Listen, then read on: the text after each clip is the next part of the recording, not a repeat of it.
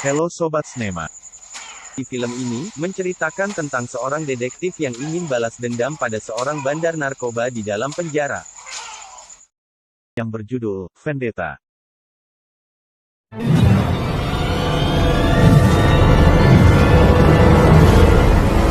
Sebelum ke jalan ceritanya, mohon dukungannya untuk subscribe channel ini. Terima kasih. Cerita dimulai dengan dua detektif, Mason dan Joel, yang sedang memburu dua bandar narkoba, Victor, dan temannya. Joel pun terkena tembakan, namun dia masih bisa bertahan. Teman Victor pun dapat dilumpuhkan oleh Mason dan Joel.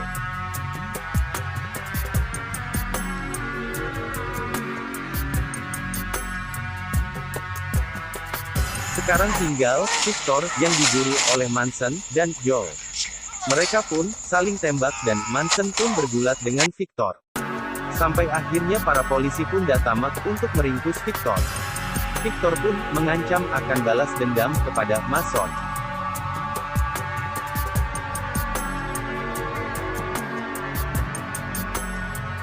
Adegan berganti, Mason tipe suami yang romantis terhadap istrinya. Di kantornya, Mason mendapat kabar dari rekan polisi bahwa para saksi atas perbuatan Victor telah menghilang. Victor dan Griffin akan dibebaskan siang ini. Mason langsung menelepon istrinya karena khawatir. Dan yang menerima telepon ternyata Victor. Mason langsung pulang dan menelepon Joel untuk segera ke rumahnya bersama polisi lainnya. Setibanya Mason di rumahnya, dia menemukan istrinya sudah dibunuh oleh Victor.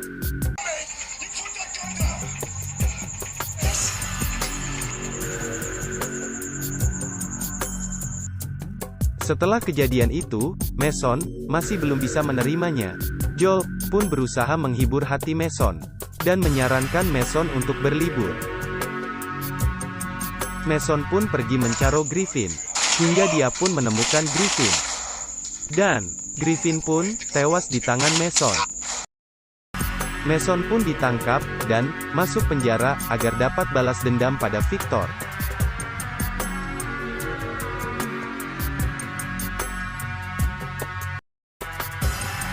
Mason pun tiba di penjara.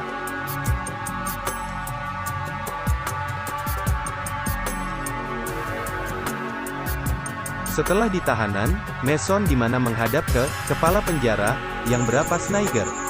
Dia memperingati Mason agar berhati-hati, karena beberapa tahanan, Mason sendiri yang menangkapnya. Saat jam makan siang, Victor menghampiri dan mengancam Mason, dan mengatakan bahwa Mason datang ke sini hanya cari mati.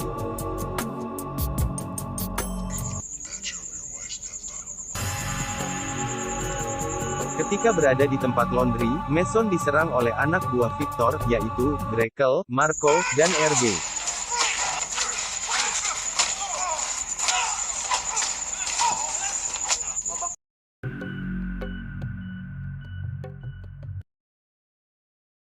Adegan berpindah ke lapangan, Victor menghabisi lawan-lawannya, sehingga dia ditakuti oleh napi lain. Satu hari, Joel menjenguk Mason. Mason menyuruh Joel untuk memeriksa tahanan yang baru-baru bekas, karena Mason curiga ada yang tidak beres dengan kepala penjara. Ternyata Lester menyadap percakapan Mason dan Joel, dan melaporkannya kepada kepala penjara. Mason mengingat 3 orang yang menyerangnya beberapa hari yang lalu. Dan, satu persatu mereka dihabisi oleh Mason.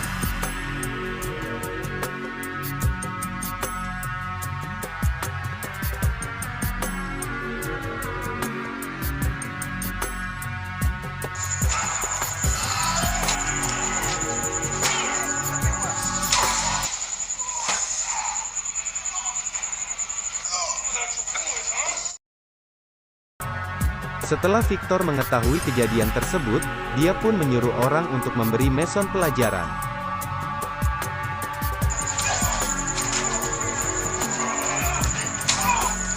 Tapi Mason bisa melawan dan menghajarnya hingga sekarat.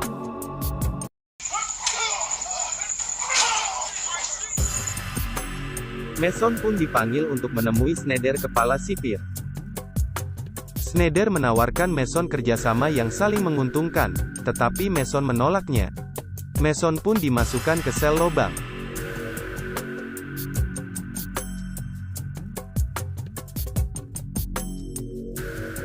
Setelah keluar dari tahanan lobang, Mason meminta teman sekamarnya untuk memanggil RB untuk ke kamar Victor.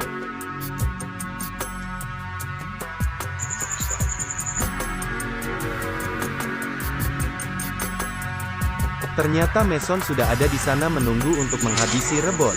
Rebon pun tewas. Victor pun menemui kepala penjara, menanyakan kapan bisa menghabisi Mason, tapi dia bilang, jangan sekarang, karena akan membuat reputasinya menjadi rusak. Karena Mason adalah mantan polisi yang terkenal dan disegani. Tapi si kepala penjara mengatakan, bahwa ini saatnya Victor untuk balas dendam pada Joel, rekannya Mason.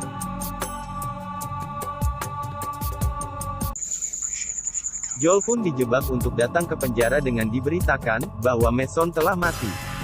Joel pun akhirnya datang ke penjara. Setelah Joel tiba di sana, Joel langsung dihabisi di depan rekannya, Mason.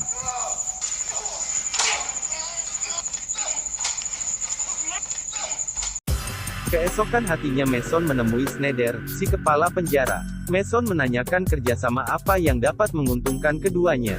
Schneider ingin Mason menghabisi orang-orang yang bisa membahayakan bisnisnya. Mason pun meminta untuk dapat menghabisi anak buah Victor yang tersisa.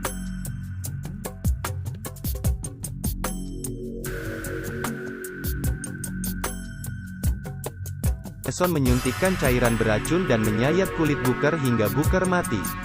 Ternyata itu permintaan Mason kepada Schneider.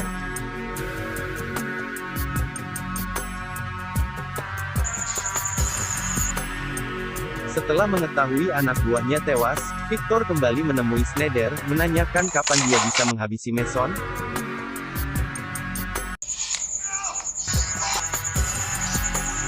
Saat para napi sarapan pagi, Victor yang sudah garam dengan Mason, ingin menghabisi Mason sendiri. Mason pun sudah mengira hal itu. Mason pun langsung menghajar seorang sipir, sehingga sipir yang lain memankan Mason untuk dibawa ke sel lobang.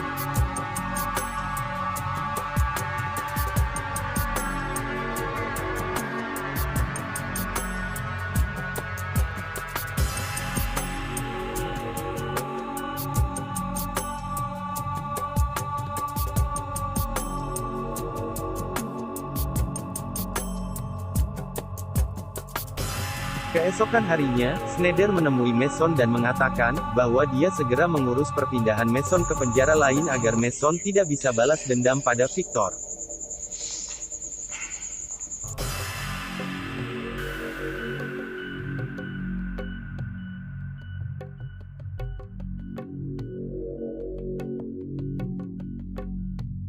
Teman sekamarnya Mason memberitahu, bahwa Victor dan Schneider sedang membahas perpindahan Mason untuk dipercepat.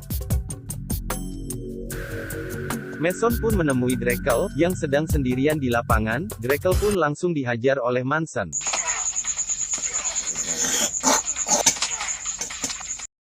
Walaupun Mason diserang oleh napi lain, tapi Mason dapat melawannya.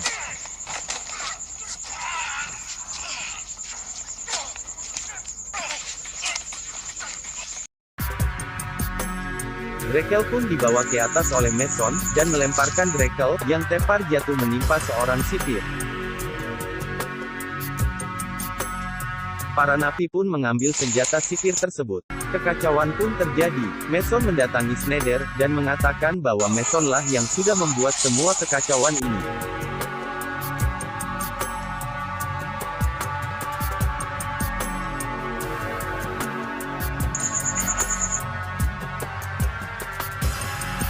Ketika di lapangan, Victor menembaki Mason, tapi terkena ke napi yang lain. Dan baku hantam pun terjadi antara Mason dan Victor.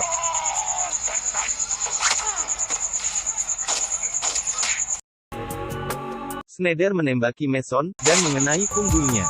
Dan Schneider pun memberikan senjatanya kepada Victor untuk membuat Mason mati. Saat Victor ingin menghabisi Mason, Mason mengatakan, bahwa Schneiderlah yang membantu Mason menghabisi anak buah Victor. Victor pun marah terhadap Schneider, dan ingin menghajar Schneider, tapi dihalangi para sipir. Mason dikeroyok oleh napi lain, tapi Mason dapat melawannya. Sipir menodongkan senjatanya ke Mason, namun Mason bisa merebutnya, dan menembak si sipir.